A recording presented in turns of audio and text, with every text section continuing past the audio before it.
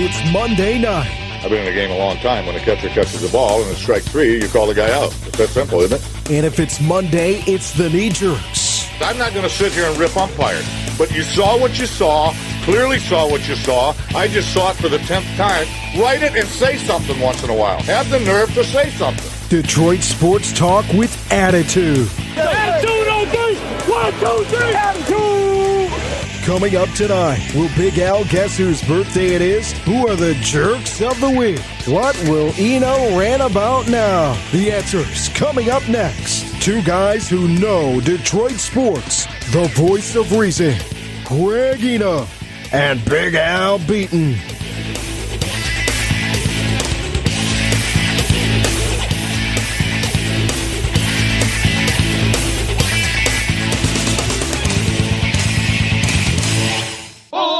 Happy anniversary, happy anniversary, happy anniversary, happy anniversary. We now state emphatically it's happy anniversary. Not another day could be a happy anniversary. Oh, happy anniversary, happy anniversary, happy anniversary, happy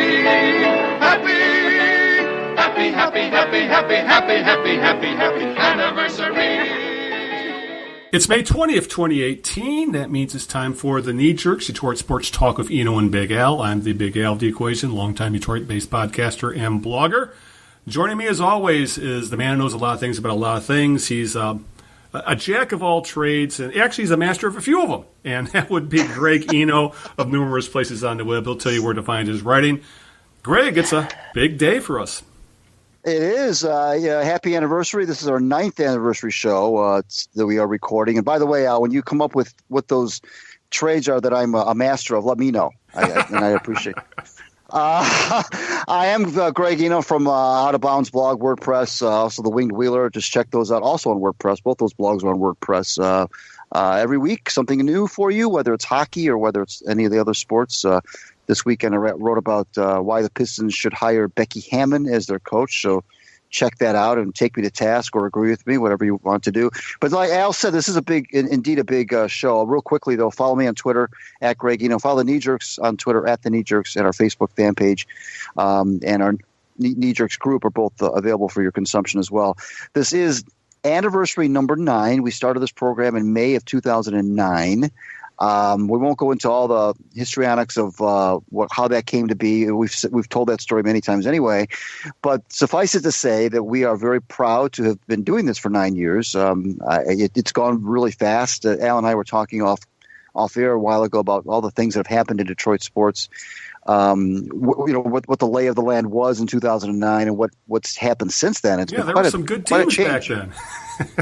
Right, and we were saying that Matt Stafford had yet to take an NFL snap when you and I started the show. So that just gives you an idea of where we're at with that. We're going to be joined, as usual, we always bring back some of our favorite guests to help us celebrate. We're going to be doing that again in this episode. We've got Greg Shamus, world-class sports photographer, will be joining us soon. Coach Ray Scott, the former Pistons coach and player, will be with us. He's always here, as is Linda McCoy Murray of the Jim Murray Memorial Foundation, the Murray Scholars. She'll be updating us on what's going on out there in California and also tell us what's wrong with her Dodgers. And finally, we can't have an anniversary show without talking to Bob Page, the legendary sports broadcaster Bob Page, who will be chiming in from his cozy home down in Florida. We'll talk to him. So that's what's on tap. I also have a message that I'm going to read on the air in a little while from Earl Shores, who wanted to be here. In fact, several people wanted to be here that we invited, but they couldn't make it, couldn't make the schedules work. But Earl Shores, of course, of electric football fame, badly wanted to be here. His daughter's graduating college, so obviously a very good excuse not to be here. Yeah. But he gave me a statement that he would like me to read, and I will later on in the program about his congratulations. So anyways, enough of all that. We're not going to do whose birthday is it. We're not going to do Jerk of the Week. We don't do that in the anniversary shows. We're just going right into what you're going to hear are 4 separate interviews. We're not going to pretend to make them seamless. We're just going to tell you right off the bat, these are 4 separately recorded interviews that Al is going to slap together. So that's what you're going to hear. And our first contestant, if you will, is Greg Shamus, who is our good friend from the sports photography world. Greg has done a number of things in sports. He shot at just a bunch of events that he'll get into. Most recently, from a team standpoint, he was affiliated with the Pittsburgh Penguins. But I'm happy to report that all his hard work as a freelancer earned him a full-time staff position with Getty Images, no less. So we're happy to announce that. Not that that's brand new to him, but to our to our listeners, that is. And Greg's on the other end of our line. And Greg, thanks for being here today, and thanks for helping us celebrate 9 years. Well, it's my pleasure. It's great to hear you guys have been doing this for 9 years. It's quite an accomplishment. It is, and so is what you've been doing. You are, I don't know. We've had you on the program several times. I know we've talked about the history of your career, but I want to talk more about the recent history, because not only did you get the Getty gig, but you told us before we went on the air that you've been doing some really interesting, unique events in terms of sports shooting. So why don't we just plunge right into the Getty thing and what you've been doing the last year and a half that's been kind of interesting? Well, yeah, I've been freelancing for Getty Images for a long, long time. I can tell you that one of my first assignments for Getty Images was Sidney Crosby's first goal as an NHL player. So that shows you how long I've been freelancing for them. Right. And they're just a wonderful company, and to work for. The people that I get to work with, the 24 staff photographers in the United States are all good friends of mine, and it's a real family atmosphere with them. So I couldn't be happier to be affiliated with a company like that. But as a freelancer, it was nice. I mean, I did a lot of big events, but most of them were kind of based here in Detroit or kind of nearby, Cleveland, Pittsburgh. I would go if there was something going on in those areas, but it didn't necessarily, you as a freelancer, you don't necessarily get the call to go do big global events. And, and that's what this has allowed me to do. I mean, with Getty, since I was hired a year and a half ago, I've done the last 2 Super Bowls. I did the Kentucky Derby last year. I did the British Open and Scottish Open, U.S. Open last year, Stanley Cup Finals, NBA Finals, are just to name a few things that I've had an opportunity to do. When you go on staff, those are some of the things you get assigned to, and it's really a nice change and challenge on top of that. I'm curious, Greg, when you talked about assignments and all these events that you do, how far in advance do you know what you're going to be shooting? Now, I mean, maybe it's changed now that you're on staff, of course, but how far in advance are you able to plan your schedule? Well, it depends. I mean, I have basically, a web page that I go to that has all of my schedule laid out for me.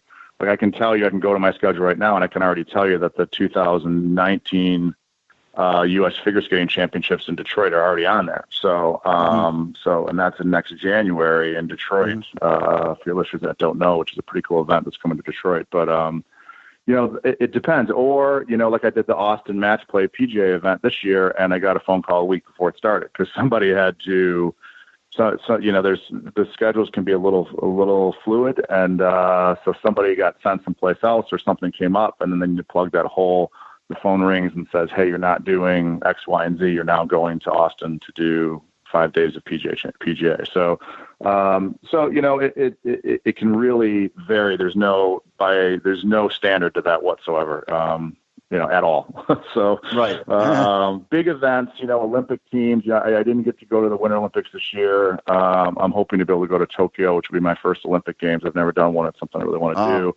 Yeah. But teams like that and the Super Bowl, things like that, it's a couple months out when those teams are put together. And really what Getty had to do this year is they had to make a decision because the Olympic opening ceremonies of the Winter Games was 2 days after the Super Bowl. So they basically had to take our staff and split them up and say, okay, you're going to Super Bowl, you're going to Olympics. You really couldn't do the Super Bowl and get out of Minneapolis and get over to Pyeongchang and have any life left in you at all. So right, sure.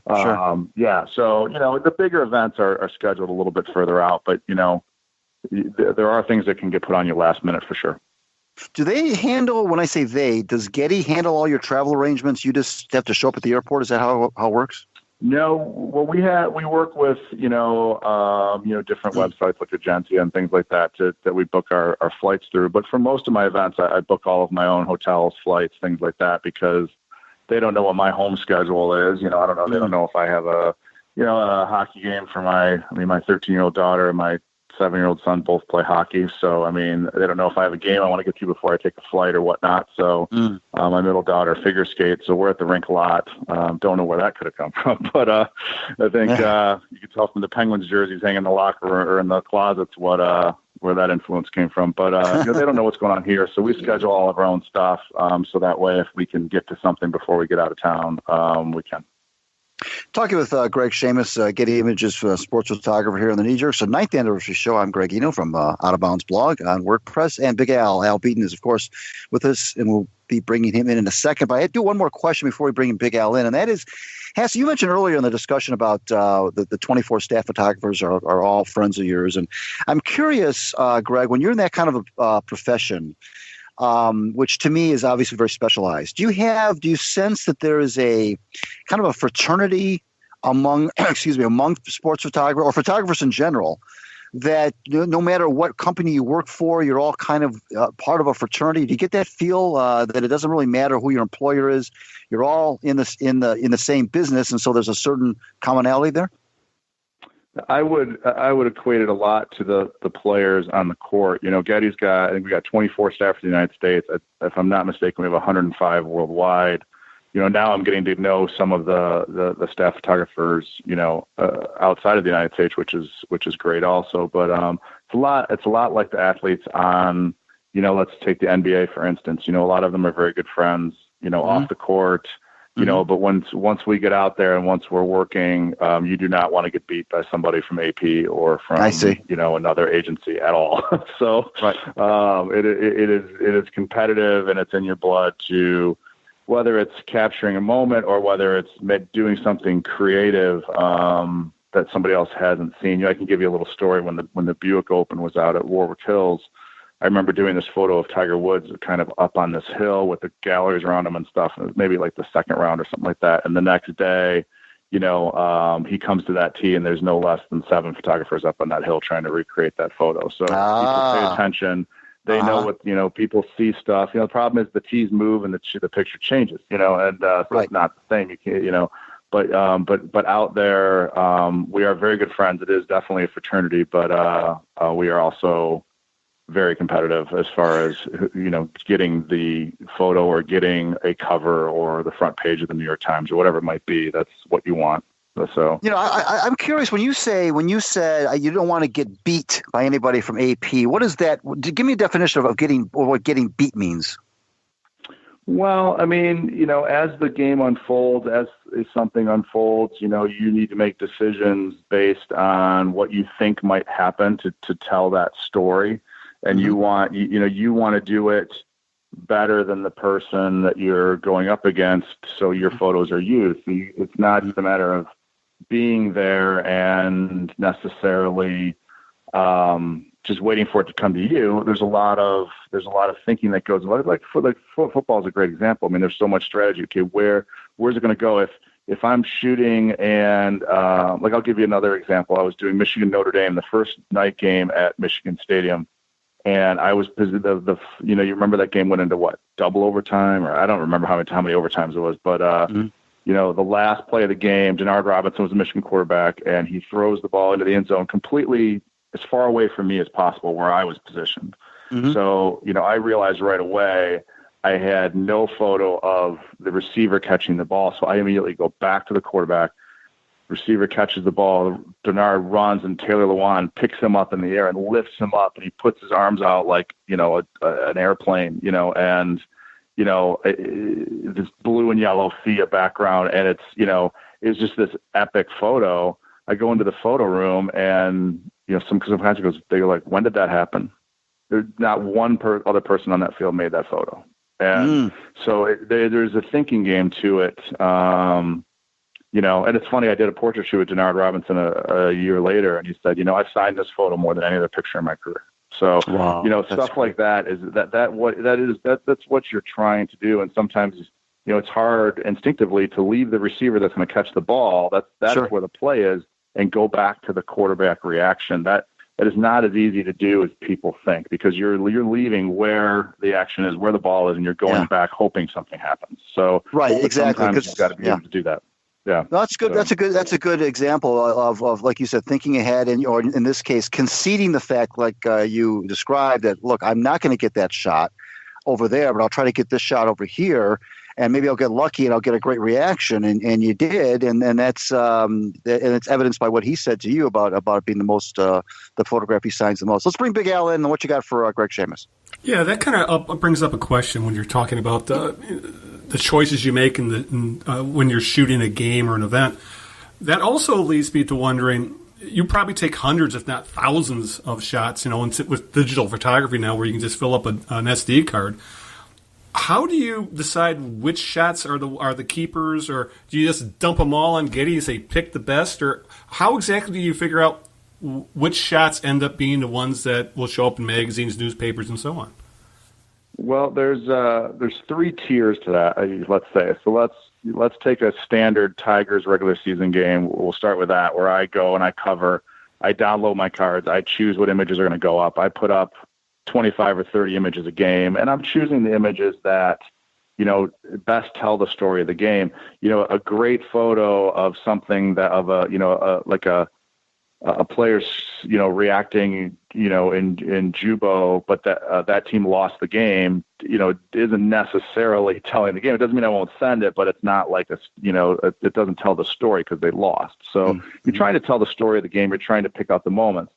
Then let's move to I'd shot Cavaliers last night. We had 2 photographers there, and we had a remote editor where what we're doing is we're tagging frames, and then we're transmitting those tagged frames to our editor, who happened to be in Boston. And he would pick the ones that he wanted to put up, and he would transmit them and caption them.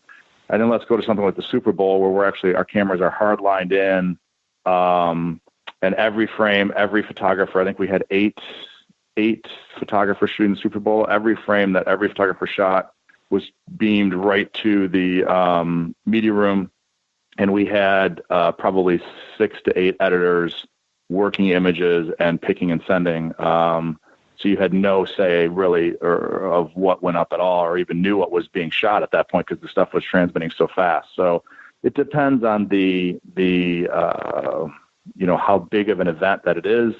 From something small, like a regular season Tigers game where I do it all myself, up to the Super Bowl where we have, editors taking care of everything.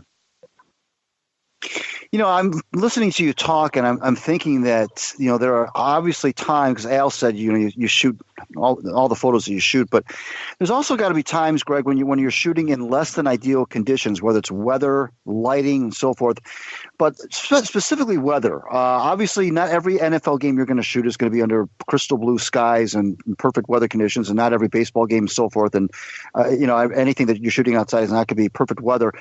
Can you talk about any sort of times where you've had to shoot in inclement weather or in less than ideal situations, and how do you approach your job mentally? You were talking earlier about, I want to tell the story, I don't want to get beat by AP, but how much of a distraction is it to be shooting in, let's say, 42 degree weather at a football stadium with heavy winds and rain in your face? What's that like? It's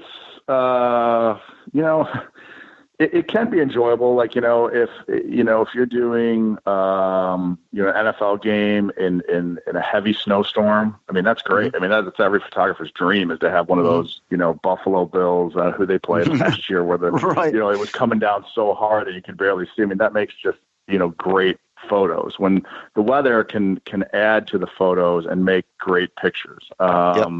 So sometimes it's good. Other times when, I think last year I was doing a Michigan State football game, and it was raining, and then you're soaking wet, and then the temperature dropped, and then that turned to sleet, then turned to snow. Mm-hmm. And, they were just kind of playing a mediocre opponent, and you're just like, get me out of here, So right. I think the most challenging weather that I've been in, at least in the short period of time with Getty, was definitely at the British Open last year. If you're a golf fan, if you have an opportunity to go to the British Open, it's just an amazing event. But, that place, we were at Royal Birkdale, which is near Liverpool, and it did go from 74 and perfectly blue skies to 40 degrees and sideways rain in 30 minutes. and then back within an hour back to the sunshine again. And that really is the worst to be in, is to be in weather that is going from cold and rainy back to warm and sunny, back to cold and rainy, because you're pulling rain gear off, you're pulling clothing off, you're putting it back on. And, when you're covering an event like the British Open, you're on course for, 14 hours. So it's not like you can just wander back into the meeting room and get what you need. You need to carry it with you. So, so that was very challenging, but every time I got a little down about it, I just looked around and I'm like, I'm at the British Open. Get over it. So this is what the British Open is supposed to be about. This is what this event is the weather. So that's, and then you start shooting players with their umbrellas and things like that. So you start making weather photos, and we don't really, the nice thing is Getty supplies us with our gear. We put rain gear on and stuff like that, but you're not nearly as concerned about us when you're a freelancer, I don't want to do my last Stanley Cup with the Penguins. My cameras just got obliterated in the locker room with champagne, and it was a good thing, but it was a pretty hefty repair bill to get all that out of there. So, so there's a weather condition right there that actually is one of the worst. Is champagne in the locker room is one of the most difficult environments to shoot in. So I did it with the Yankees last year in Cleveland. I've done it with the Penguins. It is difficult. Because it's dark in there, and the players are looking for you, and they're gonna blast you right in the face if they see you. They take enjoyment in clobbering you with champagne. So if you want the absolute worst weather conditions, championship locker room takes the cake. Before we let you go, I don't think I've ever asked you this question, but I'm going to ask it of you now. What is your favorite photo you've ever snapped? Ooh, that's a tough one. I can give you a recent one that is one of my favorites. I was doing, if you can believe it, the Quick Lane Bowl in Detroit last year, and which is a nothing football game. And, you're kind of covering it. I don't know, it was Duke and somebody else. Not exactly football powerhouse, right? So you're just trying to kind of get through it. It's not Michigan, Ohio State. Let's just put it that way. All right. I don't know. So I'm shooting the game, and then they're going to do a trophy on a stage afterwards. So I'm not all that worried about Jubo on the field and stuff. And then I see the coaches talking to TV, and I see players coming behind him with a Gatorade jug. And I dropped my lens, and I started running towards the coach, and I got just close enough. And the players did this Gatorade dump, and the unique thing about it is it has this bizarre halo effect around the coach, the way it's hitting him. When you're on break, go online and just look for it. You should be able to find it's Duke head coach Gatorade dump, and it's a very unique Gatorade frame. Everybody's seen a million Gatorade frames, but this one is something very, very unique. And I didn't even know what it looked like until I got back to my computer and popped in there, and I'm going through it, and I'm like, that's a little unique. So in recent history, that's one of my favorite ones. As far as a favorite athlete, I've covered LeBron for the bulk of his career, and I'd have to say covering him has been really enjoyable. He's such an incredible athlete, very expressive. You're always going to get pictures when you're covering him. So, but it's hard to pick just one. They're like your kids, Sure. I understand. I thought I'd give it a shot anyway. Well, you gave me a good answer. Yeah, I'd look for that Gatorade one. So yeah, I will. That's interesting. Of all the ones you came up with, it would be that one. Well, Greg Shamus, thanks for joining us. As usual, you're a good friend of the show, and you're always willing to come on whenever we ask you to do so. And like we did with you today. And so we appreciate that. And good luck at Getty, my friend. All right. Sounds great. Congratulations on 9 years to you guys, and I look forward to the next time we get to talk. Thanks, Greg. Take care. Well, what can I say about our next guest that hasn't already been said by Al and myself? Ray Scott, good friend of the show, good friend personally and a good friend of the show, has been on this program since its inception, basically, and has regaled us with all sorts of talk of his playing days, his coaching days, what's going on with the Pistons nowadays. He's been our go-to source when it comes to all things NBA, not just the Pistons, and even a little bit of ABA stuff thrown in there as well. And as we talked to Ray today on our 9th anniversary, it's also appropriate because the Pistons, as everybody knows, is going through a transition right now. They have vacancies in their president's chair and in their coach's chair, and neither of them seem to be on the verge of being filled, at least not as we record this program on May 20th. But be that as it may, Coach Scott is with us, and thanks for being here, and thanks for helping us celebrate 9 years. Gentlemen, I'm truly honored that we've been together 9 years, and I'm really honored that the Lord has left me here for these next 9 years. But it's just so great that you guys have achieved this level of success with what you bring to the sports community. So I thank you for being there, and I thank you for making me a small part of it. Well, yeah, I wouldn't say small part, but thank you so much. It's such a joy whenever we can get you on the line. I will say this in interest of transparency, Al. Coach is helping me put together I'm going to do a column about the 74 Pistons and how they kind of first introduced the Detroit sports world to really exciting playoff basketball way before the bad boys and way before the going to work teams. And so Coach is helping me put together. I interviewed him. I may interview some former players from that team as well. So I'm going to put together a nice little piece that Coach is helping me work on. But be that as it may, Coach, we alluded to what's going on right now with these vacancies. First of all, were you surprised? Because we haven't really talked to you in a very long time. Were you surprised that Stan Van Gundy was allowed to hang around, if you will, about a full month after the season ended, if this was going to be the ultimate decision anyway?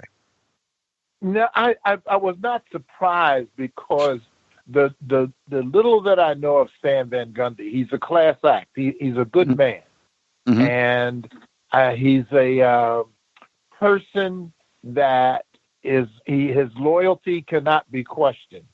And I think he was around because he was just a good person that you wanted around, and you wanted to be very thoughtful about how his situation was handled. Had he not had the qualities that he has, I think he would have been dumped unceremoniously. But they made this very, very protracted. I think it will cost, but by the same token, I understand it because, again, I as a former coach, I'm for the fair treatment of coaches, and I like to see them able to leave with dignity.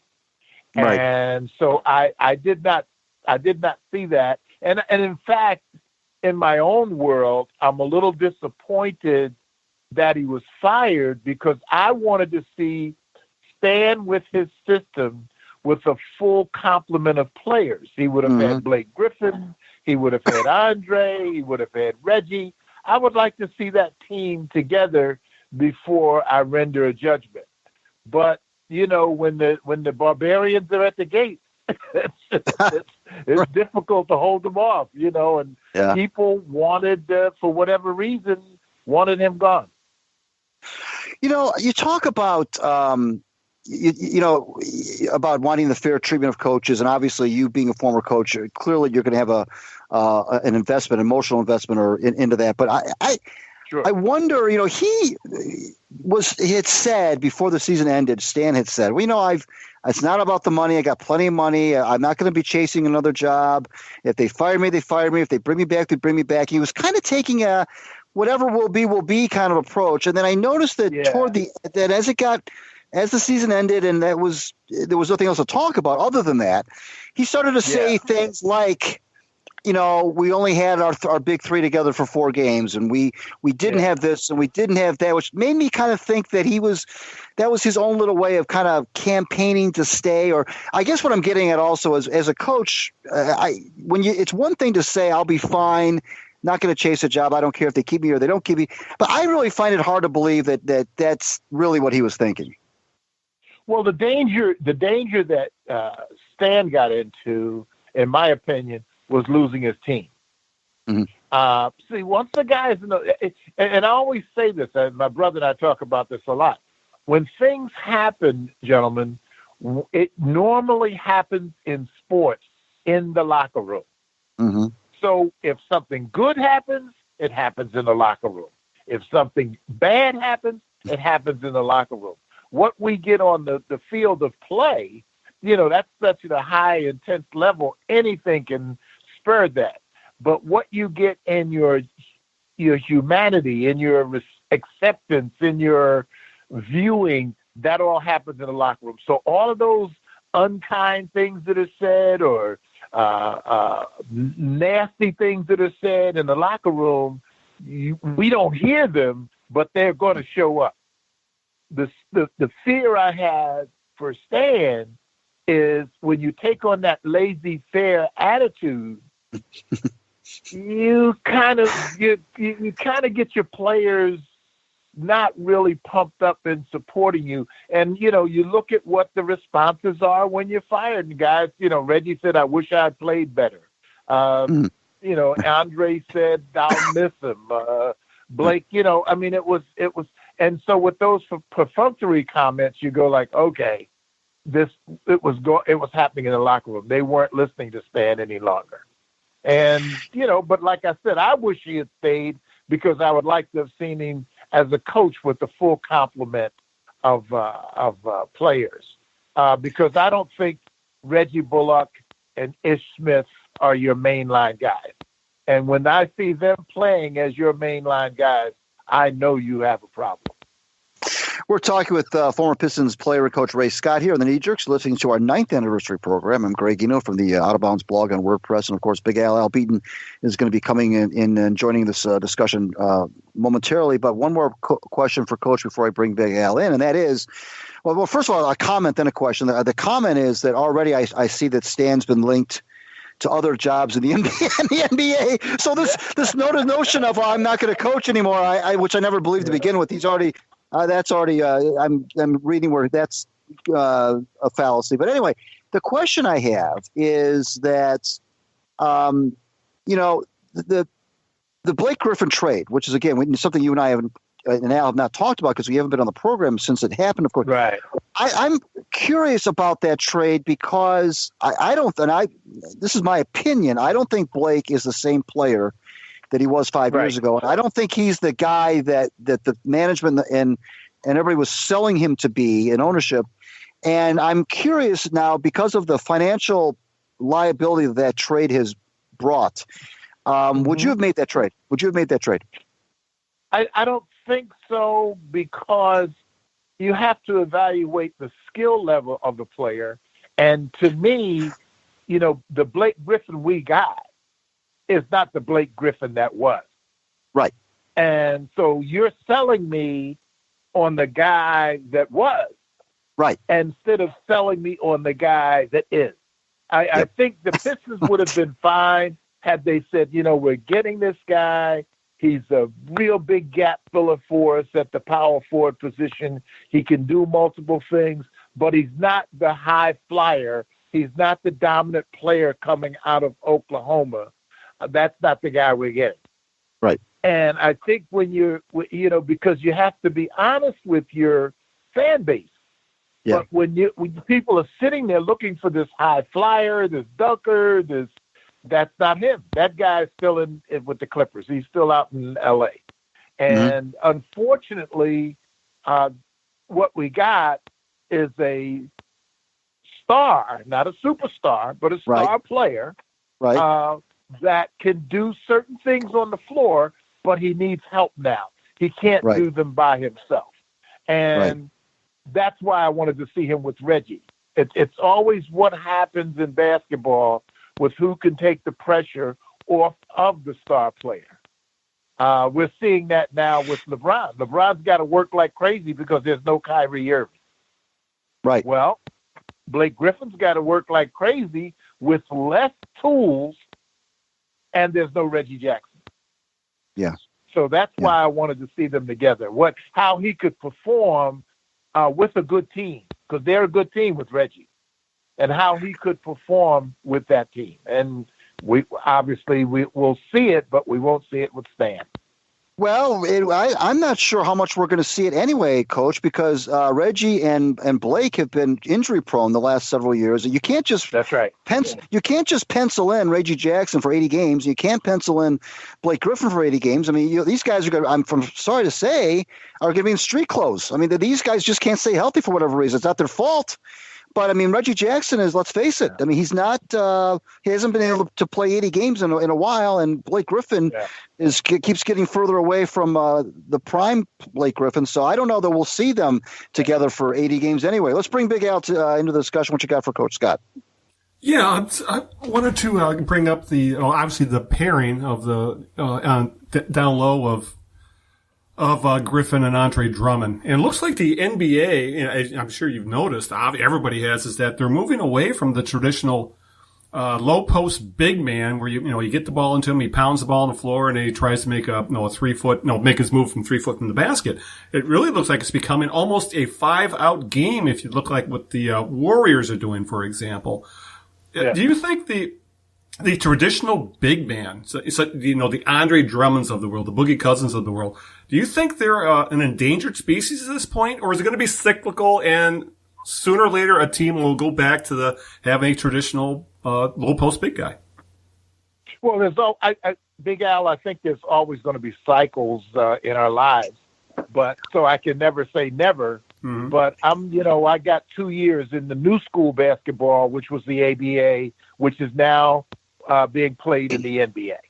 So the traditional game is gone. The Kareem Abdul-Jabbar, the Wilt Chamberlain, the Nate Thurman, pounding the ball inside to the big guy, the Bob Laniers, the guys that can get the best shot in basketball was the closest shot to the basket. That was tradition. That was fundamental. That is not that. Think about this now. We have adjusted because of television. We have adjusted to the worst shot in basketball being the primary shot. Yes, that's true. And you see it because you see guys go out on fast breaks and pull up at the 3-point line and take a shot. Now, if that was Ray Scott, the coach, sitting on the bench, that guy would be sitting next to me. Right. And because that's the way I was coached. That's the way I played. And but I saw that game changing for 2 years, but I never thought it would be the NBA game. Well, now it's the NBA game. And so Drummond and Boogie, guys on the low block guys, no, they're screeners and they're rollers. But they're passers at the top of the key for the jump shooters so that you have the proper spacing. So the game has changed, but it's a television game. Remember, the spacing is good because now you don't have all of the activity 15 feet and in, trying to get a 15-foot to 5-foot shot. Now the activity is 25 feet out on the floor, spread the court. Television gets a good balance of what's going on, seeing what's going on, and then the guy takes this terrible shot, and he makes it 30% or 30, and if he's great, he makes it 35% of the time. You have to be your marketing people in the NBA are so great that they've sold that. Right, that's true. Everything you've said is absolutely positively true. It is a weird dichotomy. That's for sure. Al, did you have anything else? Or do you want me to go ahead? Oh, go ahead. Yeah, just to follow up with that. It's like the mid-range jumper is absolutely gone from the game. Rip Hamilton was the master of that mid-range game, and now that is completely, absolutely it's considered probably the worst shot to take in basketball now. And like I said, when I played in high school 35, 40 years ago, it was the same thing. You took your first shot was trying to get down the low post. Your next best shot was a mid-range jumper. That's right. It's mind-blowing to me that the mid-range game has completely disappeared from the NBA. Yeah, and it's astounding because that shot, the 15-foot shooter, the Hal Greers, the Rick Hamiltons, they were the creme de la creme. Mm-hmm. They were held in higher esteem than guys like Rick Barry that had, and Pistol Pete, guys that took long jump shots. These guys, these 15-foot jump shooters, were held in higher esteem. Well, now if you take Pistol and you take guys that Jerry West and guys that shot 25 feet from the basket, they would be heroes. They would be encouraged to shoot more. Yeah. from 25 feet than less. And I mean, I sit and I watch it because I love basketball, but it makes me go nuts. I mean, I'm watching one of the greatest talents in the game in LeBron James shoot 3-pointers. He takes 3-point shots. I'm like, LeBron, you're the greatest. You can get the 15 feet. That's what great players could do. The Elgin Baylors, the Julius Irvings, the Connie Hawkins, they could get within 15 to 10 feet of the basket. Now, guys, and I used to call it settling. Don't settle for a long shot. Yeah. Well, now settling is artistic. Oh, look at the beauty of that shot and the spin on the ball. I'd have my lasso out getting that guy. He couldn't get nothing to the floor. You know, you talk about Rip Hamilton, and I can't help but think that when Rip was at his best, if you were a defender of his, if you knew that night you were going to have to guard Rip Hamilton for 36 minutes, you were in for a long night because he was an Energizer bunny. He would run you ragged. And he wasn't a big guy. He wasn't a physically, he was just a skinny little Energizer bunny who would just run you ragged. And I just, the guys that would have to defend him. And then I'm thinking when you were talking about the 3-point shot and you mentioned some of the old time players, I think one player, coach, that would really, I think Revel would like to play this kind of game. And correct me if I'm wrong, is Rick Barry. Don't you think Rick would love this stuff? Yeah. Oh, absolutely. This is his game. See, remember, Rick was a member of the ABA and the early ABA and the late ABA. Yes, he was. And then, he was and a champion. I mean, he was a great player, but this was his game. And like I said, I saw those guys, Johnny Roach from South Carolina. These guys were shooting jump shots in the locker room. Yep. I'm like, man, how do you, but I was David Thompson. In the end.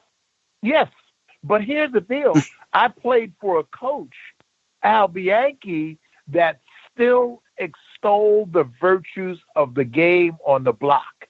And that's what made us a good team. They still passed that ball into the middle so that you could get the shot closest to the basket. Now, we had Charlie Scott, who was a bomber and a doggone good one. He's going in the Hall of Fame. But Charlie Scott, you take a Charlie Scott and what's the kid that played in Boston? He was their guard. He was a championship guard. And I see his face, but he just passed it too. I'm Dennis Johnson? I'm not thinking. No, Dennis passed. But remember, after Dennis, the kid from Kansas. He was such a great guard. Kansas. B. Yeah, he was a guard. He was a great guard. He was an Olympian. Gosh, Al, go long jump shots. What was his name? Oh, Al, go to the internet, Al. Yes, sir. He was. When did he play? White. JoJo White. Of course, JoJo White. Of course. Remember JoJo White with the long jump shot? Yeah. But again, with that great team, that was held to a minimum because you had the great 15-foot jump shooter in Havlicek. Right. Yeah. Mm-hmm. And so that was the way that the game just rolled out. But like I said, guys, as I look at the game, and I'm sure you guys are historians, I'm astounded because it sells. It sells. Taking bad shots sells. Yeah. Well, it's kind of like baseball. I was just going to say it's kind of like baseball because baseball right now is in this era of you get one of two things in baseball anymore. You get a home run or a strikeout. That's pretty much what the game's boiled down to, as far as my eyes. And fans still love the home run, even though I still think the triple is more exciting. But whatever. And they're willing to get all these home runs at the expense of guys like the Giancarlo Staddons of the world, striking out 200 times a year. They don't care about that. You talked about a while ago, but geez, if a guy pulled up for a 3-point shot when I was the coach, I yank him off the floor. Well, I was always also, Al was brought up as literally baseball players and high school baseball players that we were not to make an out without contacting the ball. If you're going to make an out, making a good, what they used to call a good out back in my day, used to call it a good out, which is, hit it to the right side of the infield. If you get a runner over from second and third, get a sacrifice fly, do something. But do anything except strike out. Don't strike out. But now it's just strikeout. Well, when we were kids, a strikeout was an embarrassment. Sure. If somebody struck you out, you were a strikeout victim, you were embarrassed. Today, it's like a point of honor. You know, well, that was a good at bat because he fouled off 3, 4, 5 pitches. Man, that was a great at bat. And the guy's carrying his lumber back to the dugout. Right. The runners haven't moved. Nothing's been accomplished other than another out has been made. I know we're all sounding like dinosaurs here, but it drives you. It drives you crazy. But you know what? I'm going to go with something Al said. I don't think it's dinosaurs at all. I think what we are is we're historians of the game, and we understand that life is cyclical. Because I believe somewhere along the line, those things will come back. Some coach will come along, and he's going to say, you know what? If you're going to play for me, you're going to be a contact hitter. If you're going to play for me, you're going to be able to make a 15-foot jump shot and a hook shot and a layup. You know, you know what, guys, and I know it must drive you guys nuts. I watch a guy in basketball make a beautiful crossover move, drive to the basket. He gets 1 foot from the basket. 1 foot from the basket, and he throws the ball out to a guy 30 feet away from the basket. That's true. Help me understand how that could be. But OMG, it be. Well, that's where the money's being made. I tell you, those guys are making a whole lot of money doing that. Coach, if I'm going to let Al ask one more question. My final question is, and I wrote about this over the weekend. And I'm not putting any pressure on you to agree with me or not, but would you hire Becky Hammond to coach the Pistons? And why not? If you would not do it. You know, I'm grappling with that because I'm a big Gino Auriemma fan. He's from Philadelphia, and I'm a big fan of his. And in the interest of equality, the answer, and I'm grappling with it, but the answer is yes. You have to say there are women smart enough to coach men's basketball. And I go back to my childhood. At 12 years of age, in the recreation center that I played in, one of the top teams in our recreation center league, they had a coach, and her name was Miss Betty. Wow. So she coached some of the best basketball players in South Philly. Huh. So I'm going to say, yes, Becky Hammond, it's going to happen, but yes, but think about it. In the sense of fair play and equality, we have men coaching women's basketball. That's true. Nobody talks about that. That's a good point. Nobody talks about it. That's a very good point. Yeah. Bill Lambier, who everybody loves Bill Lambier around here, he won his championships coaching women. Yeah. That's right. But Bill said, go ahead. No, go ahead. I was just going to say the best basketball coach in the history of women's basketball is Gino Auriemma. Well, Bill said, at Connecticut. Yeah, right. Bill said that he actually, even though he of course once aspired to be an NBA head coach, once he realized that probably wasn't going to happen, he said he really embraced the women's game. He said the thing I like about coaching women, and I'm paraphrasing this, is that they listen. They want to be coached, they want to learn, and they listen to you. He says, and I've been around a lot of NBA teams, both as a player and as an assistant coach, where that has not always been the case. So he appreciated the fact that he was able to have a willing group of players who were willing to buy into what he was trying to sell. Al, what you got for Ray before we let him go? Well, we really don't know what direction the Pistons are going to go because they haven't hired the president of basketball operations just yet, but Coach, say if you were running the organization, what direction with a coach would you go? Because obviously Dwayne Casey is out there, a veteran coach who has won a ton, but he just couldn't beat LeBron James at Toronto. And also there's guys like Jerry Stackhouse, who is really being talked up as a future NBA coach. You got Becky Hammond, as we mentioned. What direction do you think would you take the Pistons? Do you go with the veteran, or do you go with someone new? I would go with a veteran because that's the type of team that you have. You don't have a young team that needs to learn a lot of things. You have a team you want to teach to play the right way. So it's like bringing in a Larry Brown. I would bring in a guy like Lionel Howard.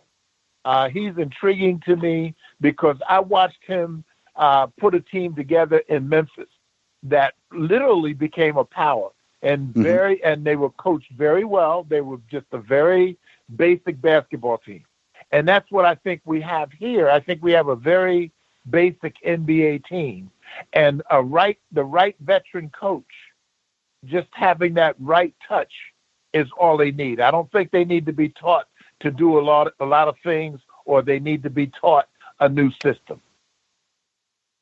All right. Well, there you have it. I don't know what direction they're going to go. We don't. When Al and I last did the show, we didn't even know what they were going to do about Stan Van Gundy. Remember that, Al? That was. Yeah. I think we're both of the opinion that they would, give them that last year, but so is what we know. Well, we thought the reason we thought that is because it had been so long since the season had ended. Yeah. Right. But Greg, when you did your research on Don Watrick, which was excellent, I read it. It was an excellent piece. When you did that research, you see how selecting a person can change the fortunes of your franchise. Right. And so I think they have to be very calculating in what they do, because they're on that precipice of being good enough to challenge or being bad enough to be forgotten or an afterthought. So they're right in that level. And I think the guy they bring in, and I like the point, you got to bring in the general manager before you bring in the coach. Yeah. And so that's the piece to me that's going to be interesting. When you hear who the general manager is, I guarantee you 15 minutes later, you'll know who the coach will be. You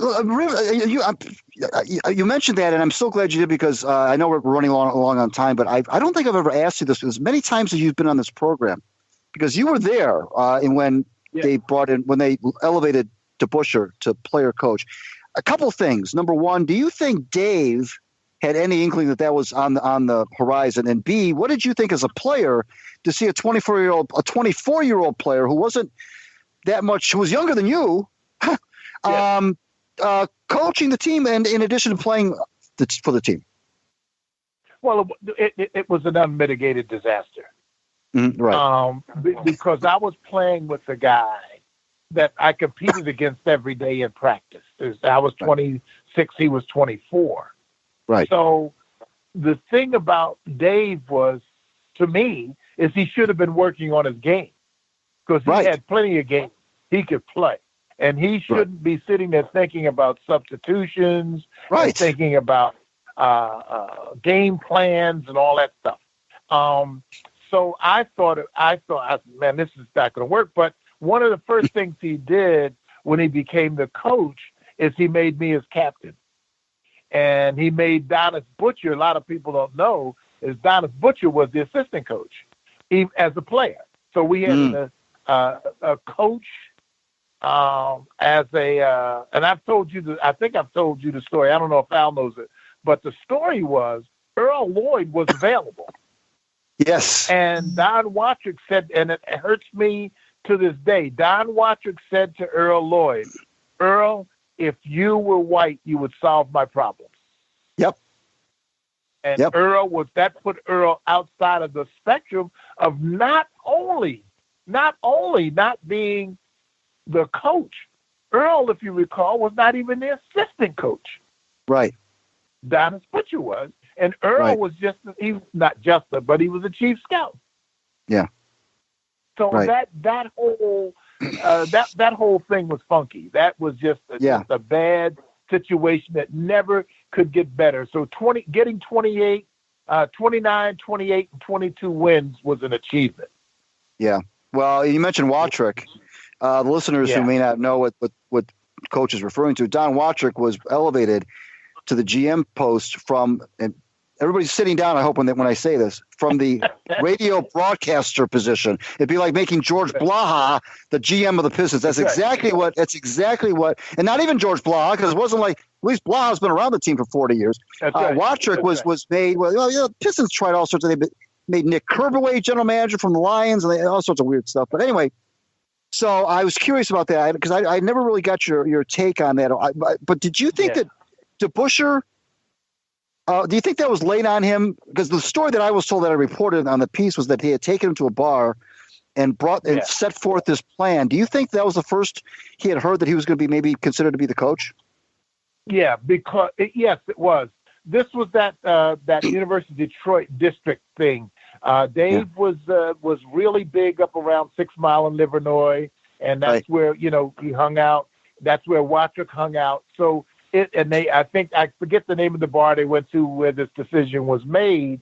But yeah, I think I do believe it was sold to Dave. You remember Dave also was playing baseball for the Chicago White Sox.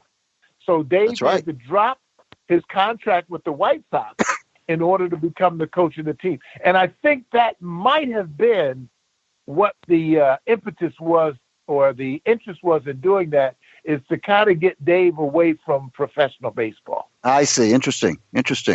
Yeah, kind of force his hand. Yeah, that's a good point. That's right. You're right. He was a pitcher for the White Sox. Okay, thanks so much, Coach, and be well, and we'll be in touch soon. And thanks for helping us celebrate 9 years. Thank you, guys. Been hi from me to my family and yours. Al, do you have any idea how much less lovely the Knee Jerks would be without Linda McCoy Murray? Oh, my God, I can imagine. Oh, my gosh. 9 years of doing this program, and we've been blessed with 9 years of Linda McCoy Murray of the Jim Murray Memorial Foundation, Murray Scholars, who's been so gracious over the years to get us updated on what's going on with her foundation and with all the Murray Scholars that they've been over the years that they've been that organization has been bestowing and some of the really cool careers that those kids, and I call them kids, have gone on to after getting those scholarships. And she always regales us with stories of what's going on the left coast over there. And she's with us as usual on the other end of our line on the anniversary show. Linda, thanks for doing this, and thanks for helping us celebrate 9 years. Well, congratulations and happy anniversary. It's always a pleasure to be with you, and I wouldn't miss it. You're so gracious to invite me back every year and to listen to all my chatter.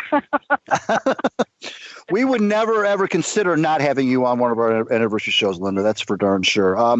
Before we get into anything else, before we get to any, because I have lots to talk about here, I got some questions that I want to get to. But before we do that, just as you always do, just kind of get us caught up on what's going on with the foundation, events coming up, scholars. I mean, whatever you feel like you want to share with us, the listeners here in Michigan, go ahead. Okay. Well, as you know, I always have a little tidbit a news-breaking tidbit that I share with you, and nobody else gets the news. You get it first, and you get it right. Right. Let's start with this year's scholars. It's the 20th anniversary of Jim's passing on August 16th. So, we've kind of combined 2018, 2019 with a 20-year celebration of life. Starting in September of this year, we're doing our Murray Scholar event at Dodger Stadium. The 5 2018 Murray Scholars, who will be announced August 1st, will be on the field pregame to be honored, and I'm not sure about a first pitch, but the board of directors will be down there with them as well, and we're be doing our event. We're doing a walkthrough this next week, so we know what the particulars will be. But you're the first to know that.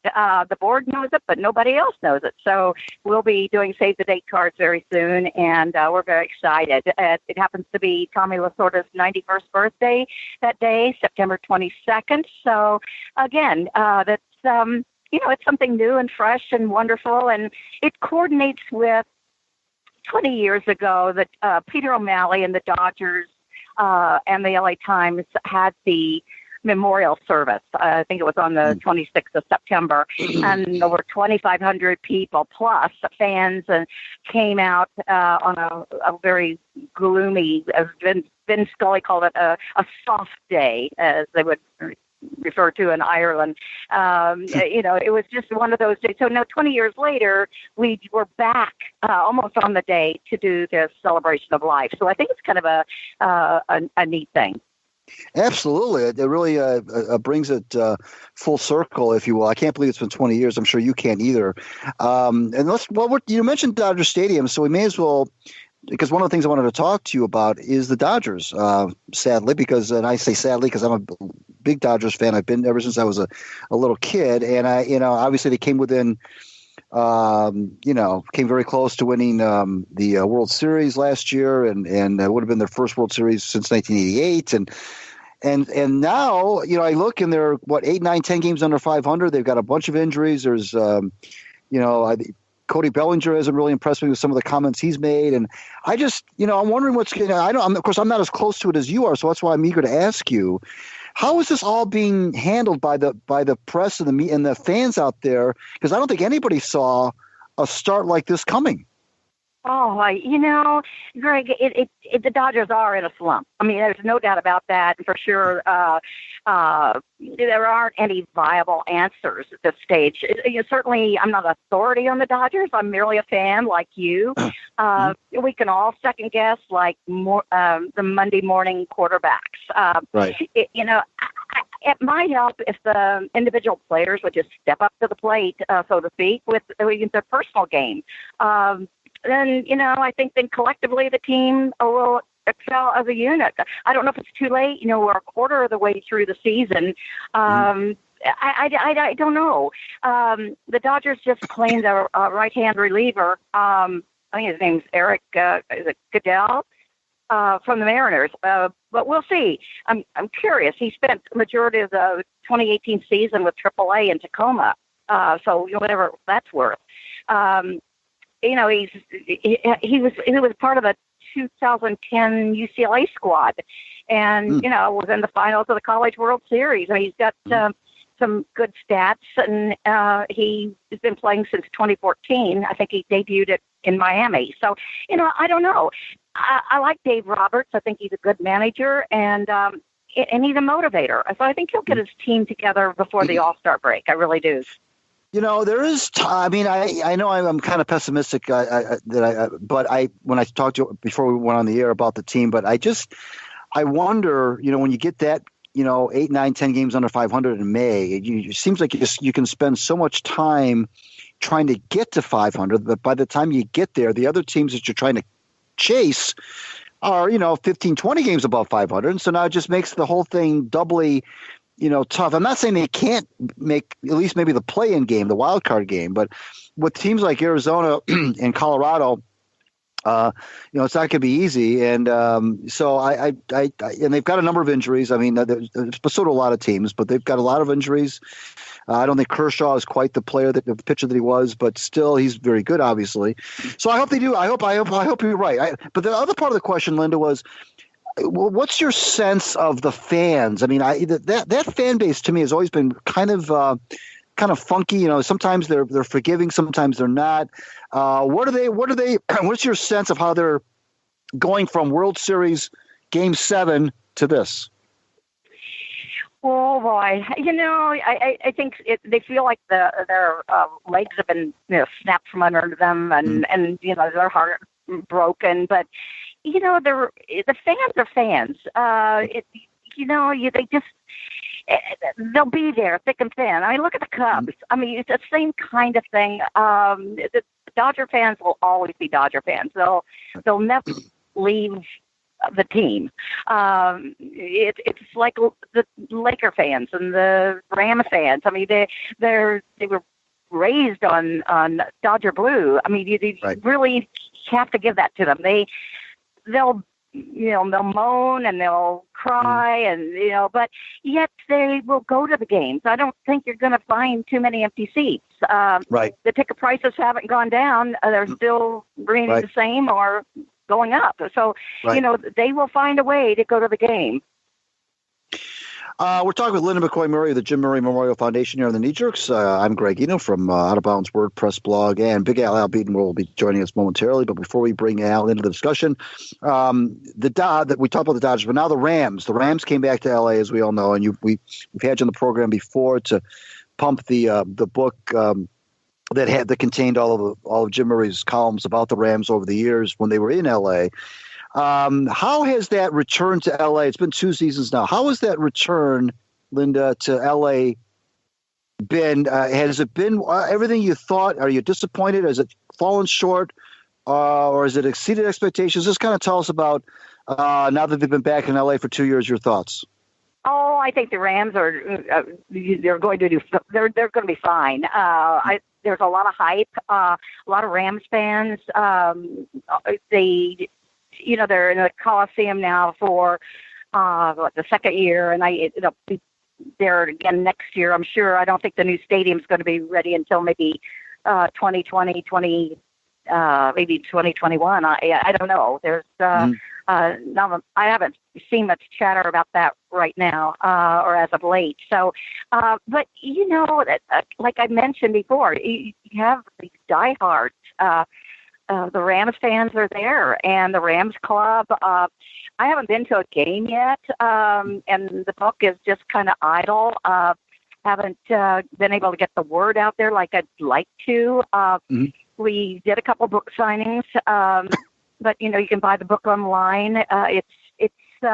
It's too bad because all those great columns that were compiled in that book go way back. We just lost Chuck Knox, who was the coach at one time, and a really good friend, he and Shirley. And you think about the days gone by. You think about all the great players who are there to support the team. They come out, and it's just like. Jackie Slater. I mean, he's out there, and Eric Dickerson, and you just get the greats out there to talk with the fans, and it's great to see. So I think they'll fill the stadium or the Coliseum again. We have more Rams fans than we do Charger fans. I can tell you that. Oh yeah, that's for sure. Oh yeah, that's for sure. Big Al, what you got for Linda McCoy Murray? Yeah, I thought it's interesting that you brought up Chuck Knox because he was one of the greatest coaches in the NFL in the 70s, and as a guy that the Lions actually employed for a while, and then they let him move on where he found greener pastures out west. And I'm glad you brought him up because he really was such a criminally underrated coach that was almost completely forgotten today. And I would just hope that people would remember how good he was with those dominant Rams teams in the 70s. He was really a great and criminally underrated leader of men, so to speak. Oh, he was. And he was just a genuinely nice man. I think he was a motivator. He really did a lot for the Rams. But I agree with you. He just didn't get a fair shake. He was a very underrated coach. Yeah, well, the Rams just could never. He never could get back to the mountaintop. And Chuck Knox, though, both of you guys mentioned it, had a lot to do with the renaissance of that Rams organization in the 70s, and they just couldn't beat the Vikings in the playoffs. That was their undoing. But they finally did get to the Super Bowl, albeit under Ray Malvasi in 1979. But then Chuck, of course, went on and had great success with the Seahawks and the Bills, of course. Al, you remember that? And Al's right that the Lions had employed him as an assistant coach. And when Joe Schmidt left, I know Chuck Knox badly wanted that job, and they gave it to Don McCafferty. And then Knox left, and Knox wanted to come back when they were about to hire Monty Clark, and they just never could get it together. So Chuck always had a fondness for this area. I know that he cut his NFL coaching teeth in Detroit. And so kind of like Don Shula did. So it's kind of nice that there was that connection. But, yeah, you're right. I'm glad you mentioned him as well, because I just read about his passing a little while ago. But as I'm sitting here talking, did you say that Jim passed away on August 16th? Yes. Isn't that the same day that Babe Ruth and Elvis Presley died? August 16th? That's correct. Yes, that's correct. Yeah. Wow. Talk about a triangle of fame. No kidding. No kidding. Wow. It's like the Trinity. Yeah, no kidding. Well, Linda, before we let you go, is there anything else you want to talk about as far as the foundation? Well, as usual, why don't you go ahead and let everybody know how they can get involved, or how they can find you online and so forth? Well, sure. We have our website, which is still a work in progress, as we don't have a lot of manpower to take care of that. But it is www. Jim Murray Foundation, all one word, Jim Murray Foundation .org. And our email address is Murray Scholars, all one word, at AOL.com. And of course, we have our Mondays with Murrays, which you read every week. And that's a great column to sign up for. It's free to be able to read those vintage columns as they relate to what's happening in sports today. And as you know, it's those pieces are priceless and timeless. It's just great. So you just sign up for that, and that's really good. I mentioned the Celebration of Life, which is coming up on September 22nd, and next year will be the big event. You'll just segue from 18 to 19, because that will be the 100th birthday of Jim Murray next year. Oh, wow. I don't want to date myself, but he was quite a bit older than I. So, I'm still 39 and holding. like Jack Benny. Yeah, right. That's funny.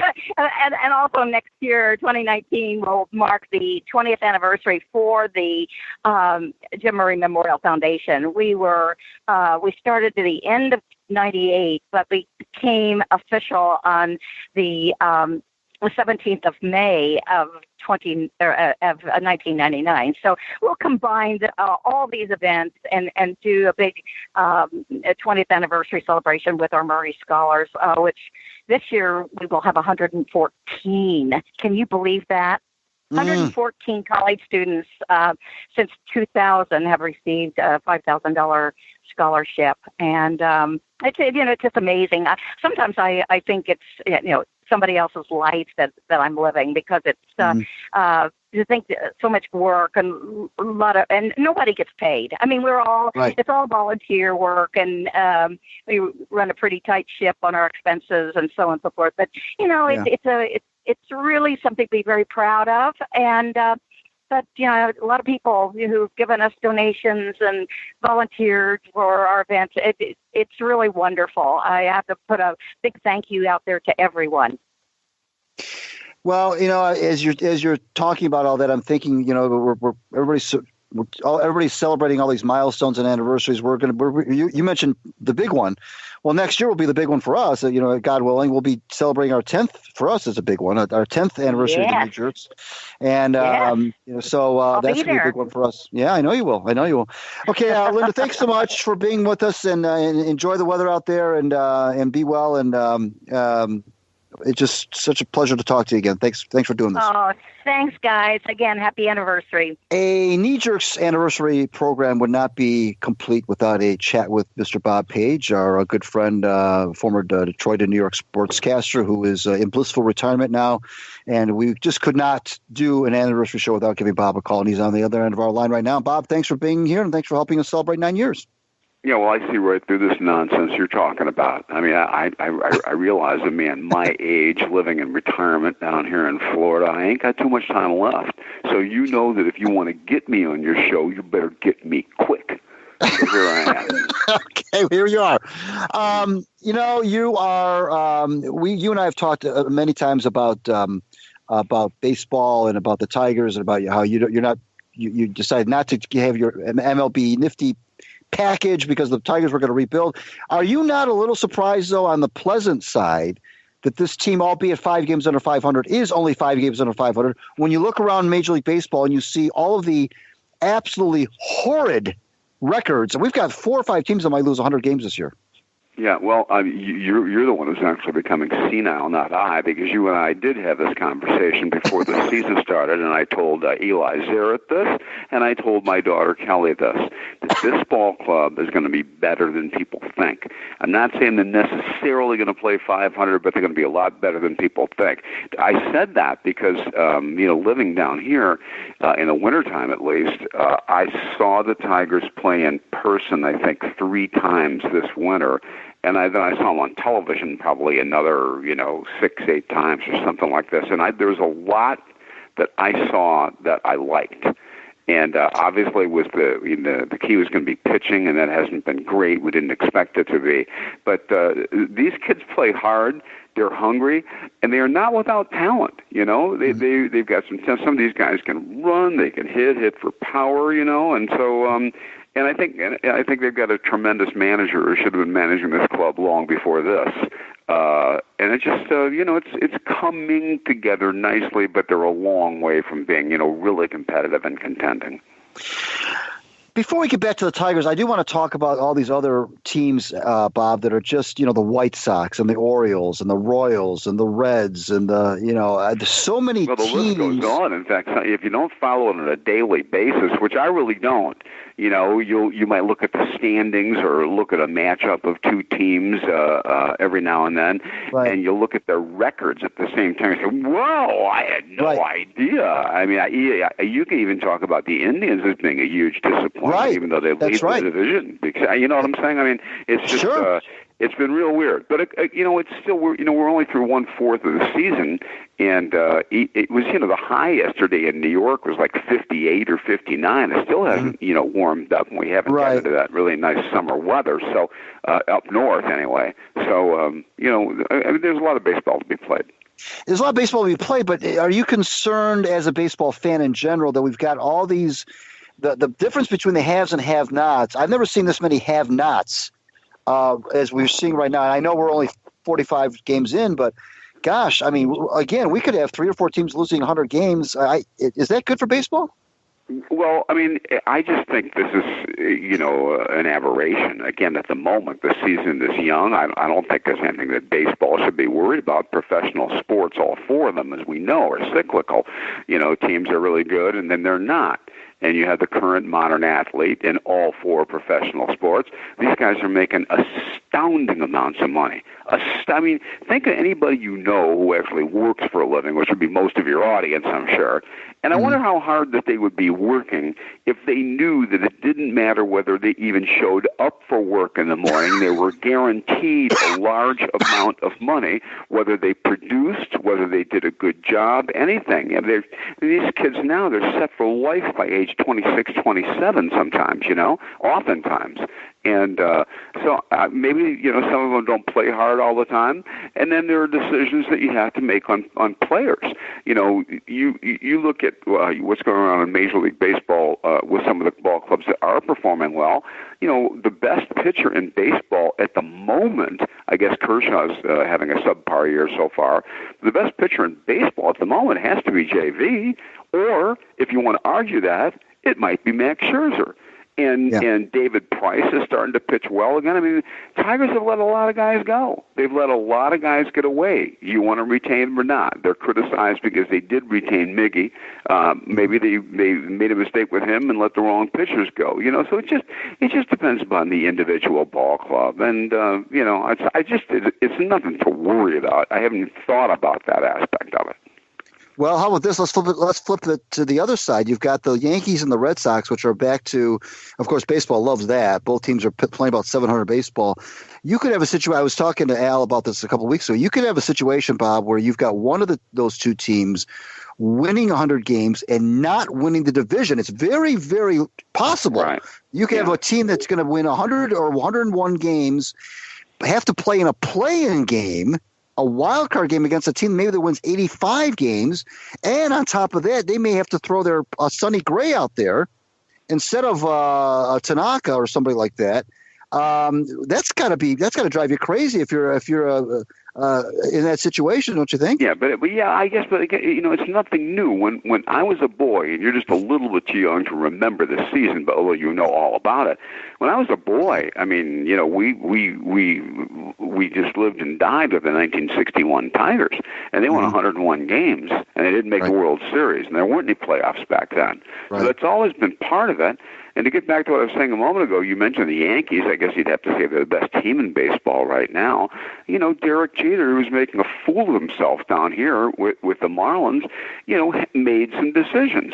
And one of those decisions is that he was going to trade Giancarlo Stanton. I mean, the guy's the face of the franchise down here. He's an animal. He's incredible, even though he got off to a slow start in New York. But you got to make decisions about this stuff, and they let him go. They let a lot of guys go, just like Avila did with the Tigers. So, this is part and parcel of what's going on. But it's just, again, it's cyclical, and it happens all the time. All the time. You're up, you're down. Pick any sport where it doesn't happen. I mean, you can't find teams that are prominent and they're not producing, or teams that really don't have as much talent to be producing the way they are. You know what I'm saying, Greg? Yep. Well, we're talking with Bob Page, former Detroit and New York sportscaster. Listen to the Knee Jerks. I'm Greg, from Out of Bounds WordPress blog, and Big Al, who we're going to bring in right now, Al Beaton, is going to join us. And what you got for Bob Page? Well, speaking of teams that are tanking or struggling or trying to rebuild, we got the Red Wings, and there was a lot of talk up here, Bob, about maybe it was time to move on from Ken Holland. And it was kind of surprising. Well, why don't you ask your sorry ass sidekick that question about that? And I guess the odd part was usually you were going to be up with a coach or general manager. You give them 4 or 5 years. This contract was only 2, which in a lot of ways you could say, well, it's only a 1-year deal because they're not showing any kind of improvement. They'll just eat the second year. Do you think it was time to move on from Holland, or were you surprised? No, I'm a big fan. I'm a big fan, and I remain a big fan. And Kenny, we trust. And I know a lot of people, including Greg, of course, disagree with me vehemently. But I think this guy, and of course, the Holland haters always say, well, no, that's the work of the European scouting system, how they found Zetterberg and Datsuk and all these guys over there, But I think that Kenny Holland's terrific. I think he's extremely astute, and I think he's going to rebuild this franchise. The one mistake he made, and I've been saying this for a while now, is that he should have fired Jeff Blashill at Christmas time this year or halfway through the season. I think Blash is a really good guy, and I think Blash is a really good coach who deserved this opportunity. He's a laid-back guy. I don't think a lot of the players respect him the way they should. They're not afraid of him, perhaps, as they were afraid of Babcock. I think that, they're underachievers on this club who drive me crazy. Andres, I go see the Wings down here in Florida whenever they're here, and I get a press pass. So I was talking with Anthony Ciu last year after one of the games they played here. I said, son, let me tell you something. About the first 2 or 3 times I saw you play, I thought, here is the next great Detroit Red Wing. And if he somehow can stay healthy and produce the way I know that he can, his number's going to be up in the rafters someday. Who does what this kid can do? Who does what he can do? It's astounding the talent he has, but he's just an average player. And he doesn't, as we all know, he doesn't play real hard all the time. He's inconsistent. He's not as good a defensive force as he should be and could be. You need, again, in my opinion, you need a guy like Tortorella. You need a guy like Keenan. You need some of these tough taskmasters to ride his butt and to get on the butt of, a bunch of these guys on the team, including the team's leading goal scorer last year, I might say. And everybody is talking about, whoa, boy, Dylan Larkin. That was great. Dylan Larkin had a great first season, a bad second season. This last year, he was good. He was good. Yeah. But right. But he's not going to be the guy apparently that we thought he was going to be. Maybe he could be. Maybe if he had again somebody who was on him all the time, it would work. Jacques Demers, of course, I covered those teams years ago, and he was that same way. So I think they need a new coach, and then you talk about whether Kenny should stay or whether he should go. Wings have been drafting on paper very well the last 3 years.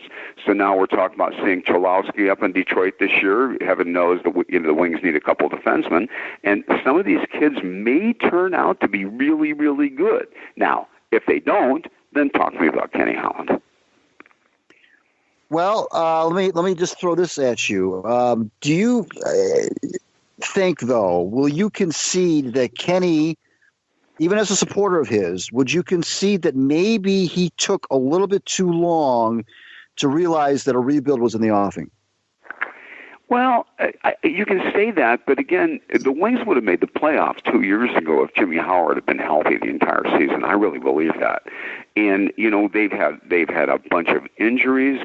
Guys are missing. Guys have missed a lot of time, and the general manager cannot control that. So I'm not sure that the club, that he needed to tear it up and rebuild it. You saw what happened to Al Avila when that was his tack that he took last year. I mean, everybody, including me, we were all over him. How can you you just let J.D. Martinez go? You say he's like a son to you, and you let him go? And by the way, how has J.D. Martinez done since Al Avila let him go? Right. You know what I'm saying? When we get back to the pitchers I mentioned a couple minutes ago, and all these guys. I happen to be watching a little bit of the Angels game yesterday. I guess it wasn't J-Up came to the plate. They just signed him before the season started to like this 4-year extension for gazillions of dollars. I mean, he's playing well. And I had the Major League Baseball Network on earlier this afternoon, and that showed the fielding plays of the week that they do. They started off with Kinsler. He's not hitting for California right now, for the Angels right now, but they started off with Kinsler with one of the greatest relay throws from the outfield I've ever seen in my life to nail a guy at home plate. Diesel Machado is, a very good glove man, but I don't know if he's going to hit. And he's playing out of position right now anyway. So, you get back to general managers, the decision they made, I think Kenny holds up pretty favorably, unless you want to talk about the FLs, you want to talk about the Pistons, you know what I'm saying? Because they're in the same situation. I want to come back real quick to hockey, though, because here's a question for you. It's not Red Wings related, but the question is, if the Vegas Golden Knights win the Stanley Cup as an expansion team, is that good for the NHL or is that embarrassing to the NHL?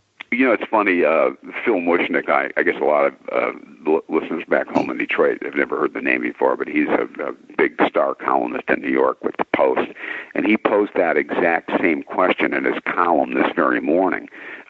He phrased it another way. He said, is that a miracle, amazing achievement if they somehow win the Stanley Cup? Or does that speak to how mediocre the entire National Hockey League is? So I think that it's great for the NHL, You guys are hockey people, so you see some of these games that they're playing in Vegas at home. Some of the wildest, most raucous fans I've ever seen. You can't beg a ticket anywhere. And you're talking to a guy who was openly critical for years of the NHL expanding to places where ice is only something that comes out of your freezer. So I just couldn't believe, what are you doing putting teams in Phoenix and down here in South Florida and Tampa? That's not going to happen. Well, it's happening big time in Vegas, big time. And a lot of these markets, it didn't hurt that Carolina won the Stanley Cup several years ago. They're crazy. Nashville, Tennessee has an NHL franchise. You can't get a ticket. So I think that it's been surprisingly, shockingly to me, great for hockey, and we're getting to the point now where we're not asking the question any longer, can they sustain this popularity? Because they have been for a lot of years, and I think Vegas will probably be the same way. Big Al, what you got for Bob Page before we let him go? We got to at least touch a little bit on the Lions and their latest. I don't know. Al, when Greg said, "What do you got for Bob Page?" You got to let him go. I'm hearing like an Ernie Harwell, "We got a pair of Florsheim shoes for you." And now I find out it's just another question. That's what you got for him. Or maybe it's a hair, a hair to hatter or something like that. But regardless, Obviously, we know what happened with Matt Patricia. It turns out 20-some years ago, he was indicted on sexual assault charges, accused of raping somebody. It looks like it's kind of become a non-story, because obviously the charges ended up falling through the cracks because the accused or the victim didn't want to follow through. But how big of a screw-up is it on the Lions not doing a 30-second public record search to show up, for these things to show up, and the fact that, do you think they would have hired him if they had known about this beforehand? I mean, is this a serious question? Yeah, I mean, you're asking me about a franchise that has a 90-something-year-old woman as its chief executive officer and is essentially run by her two 50-something-year-old daughters? You're talking about one of the biggest laughingstock franchises in the history of sports ever since William Clay Ford got hold of this team for 100% control of it in the early 1960s.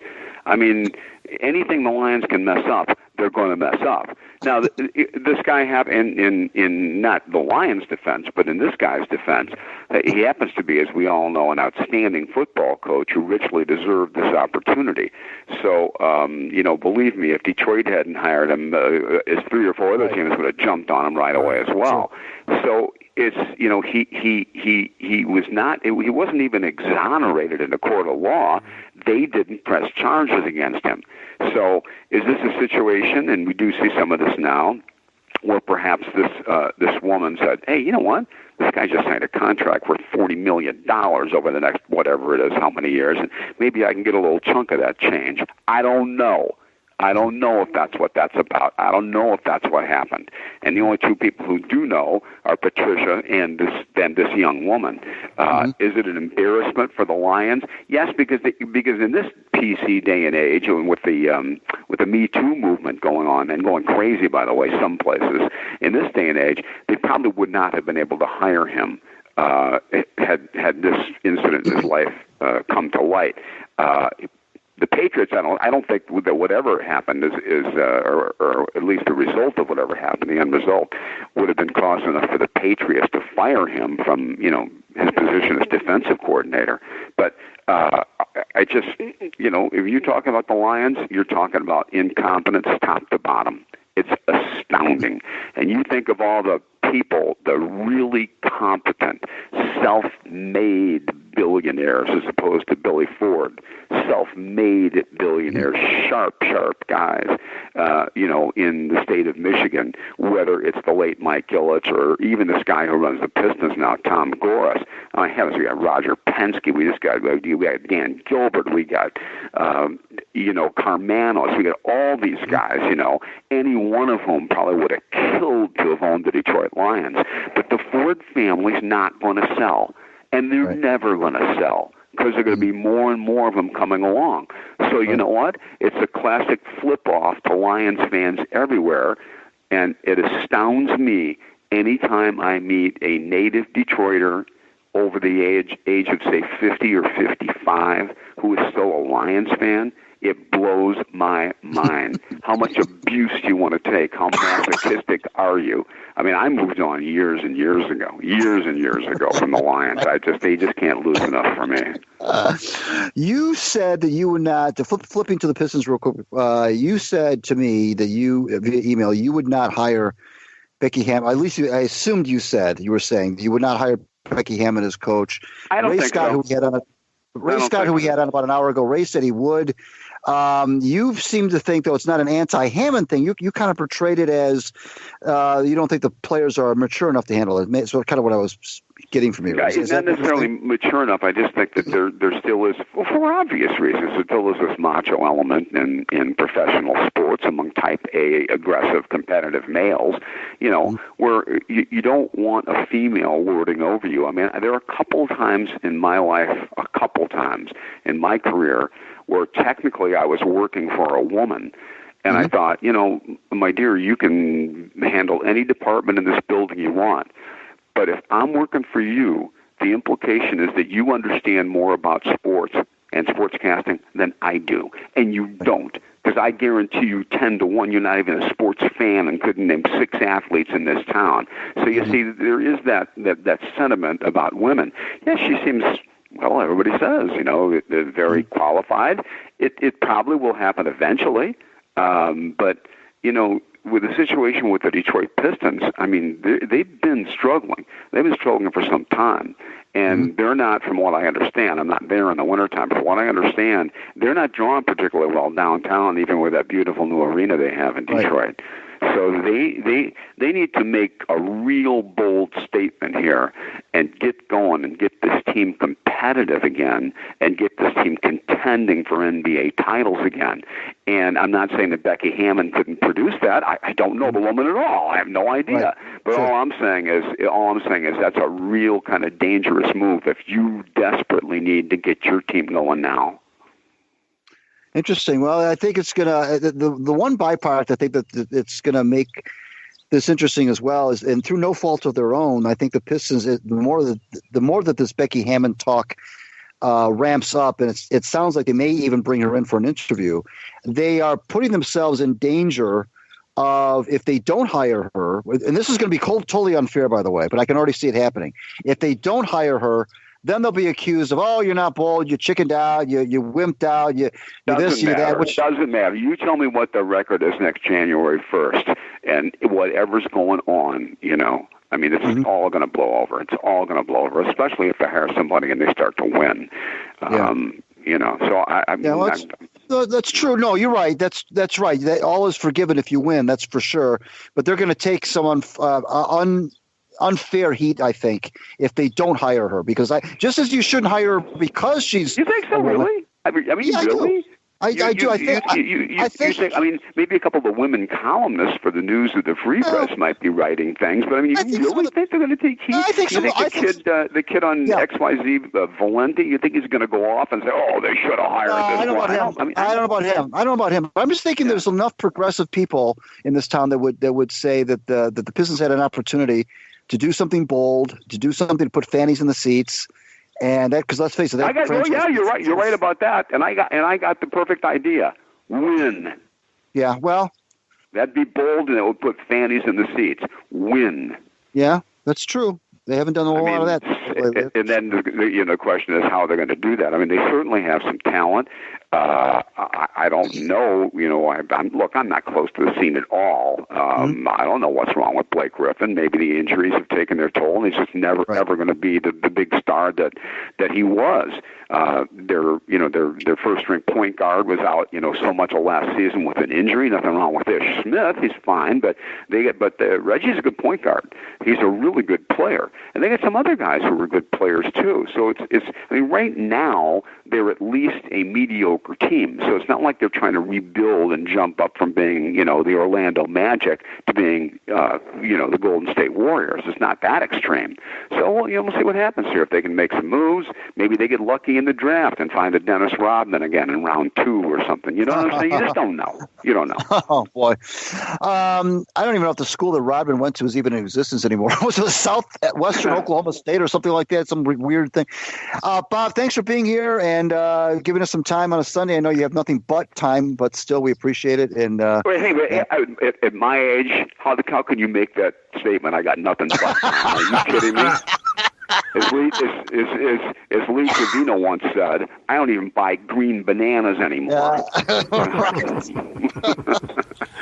Okay, Bob. Well, all right, thank you. Appreciate it, my friend. Take care. Okay. Yeah, bye-bye. Bye-bye.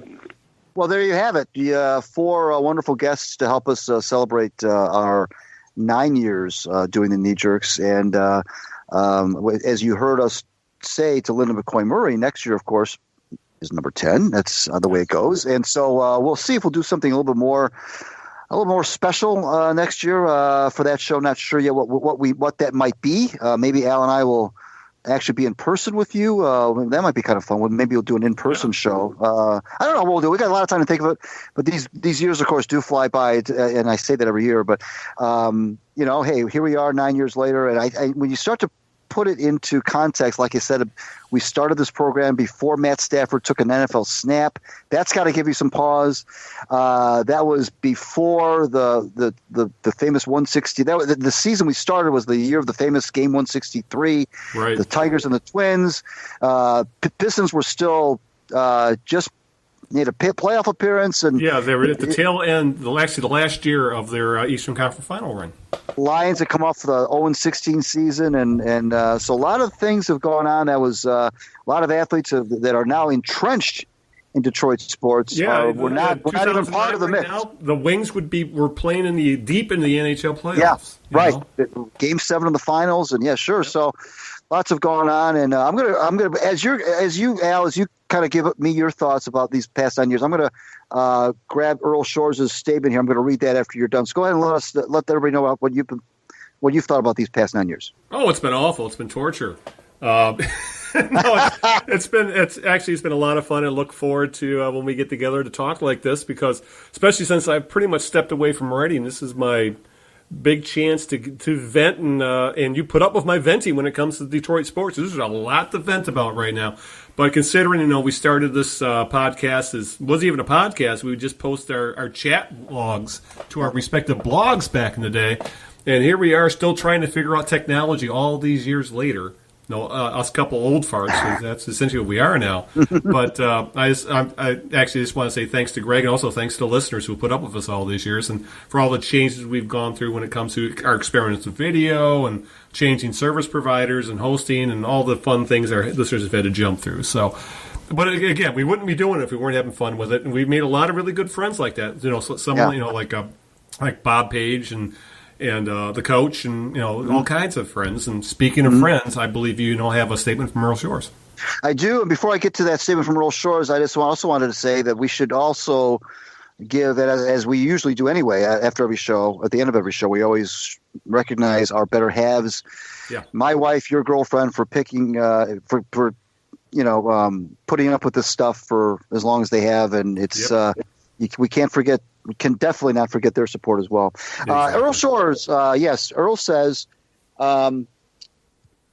he says, happy anniversary to Greg and Al for the Knee Jerks' 9th anniversary. What a fantastic achievement.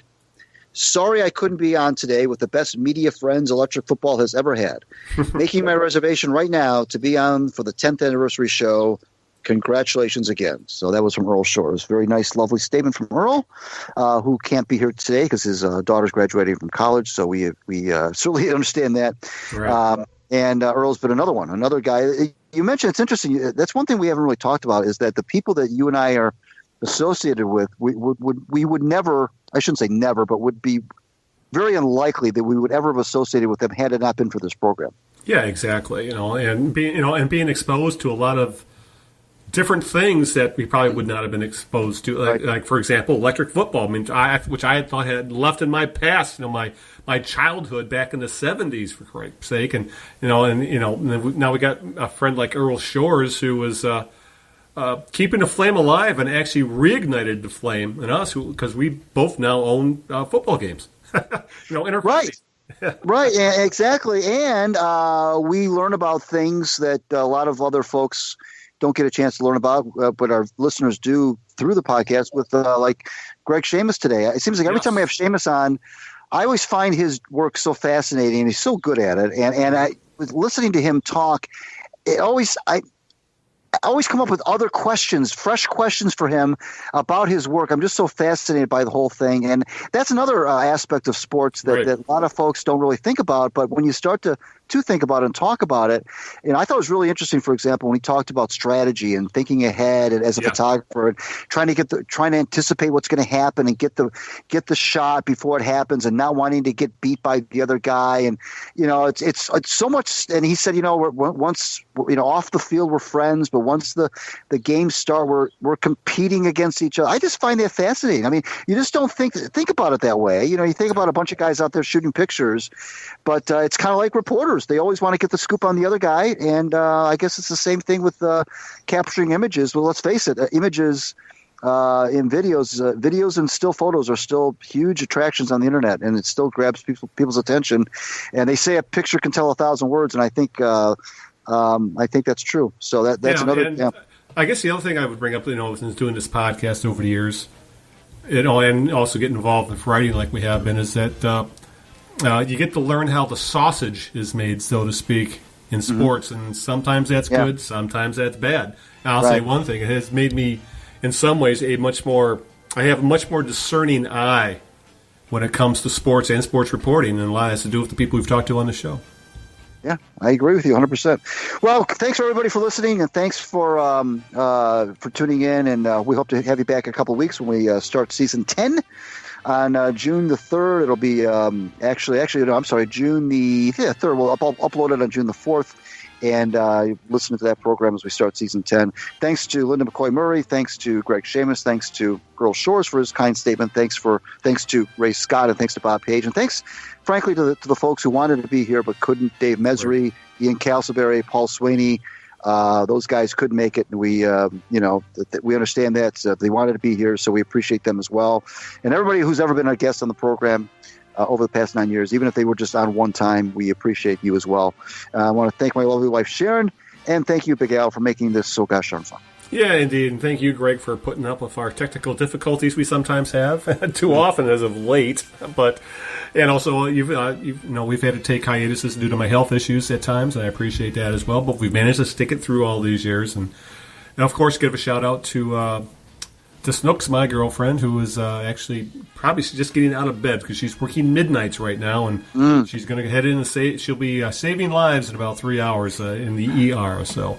But, and of course, shout out to the listeners who put up with our shenanigans all these years. With that, we'll be back in 2 weeks with more shenanigans, and I'm sure we'll have a lot of hot takes because there's been a lot going on that we really haven't had a chance to talk about, from what's going on with the Lions, what's going on with the Pistons, Red Wings, and Tigers, and who knows what we'll have to talk about 2 weeks from now, but that'll be the plan. So, until that time, 2 weeks from today, this is Al Beaton saying happy anniversary. Good evening, good night, and aloha. Ciao, everybody. We'll see you in 2 weeks. Good night.